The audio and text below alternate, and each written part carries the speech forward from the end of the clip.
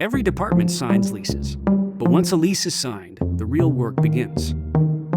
When a new lease comes in, it's rarely simple. It could be 20 pages long. It could be 200. And somewhere in all that are the dates, terms, clauses, penalties, and conditions our team needs to actually manage the lease. That process is called lease abstraction. For years, it's been manual, handled by specialists, or sent out to third parties. Which means it takes time. And if you miss something, that error doesn't stay on page 93. It follows you into the system. With IBM Maximo Real Estate and Facilities, that changes. Maximo first checks the quality of the file.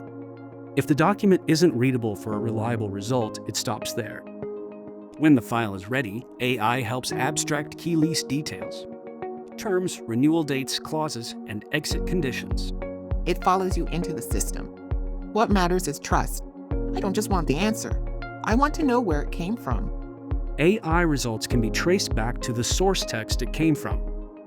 And if a reviewer updates a field, the AI marker disappears, making it clear that value is now human-curated. Then, with a simple human-in-the-loop review, the abstracted data moves into the Maximo lease record, where lease administrators can manage payments, milestones, and the lease lifecycle from there.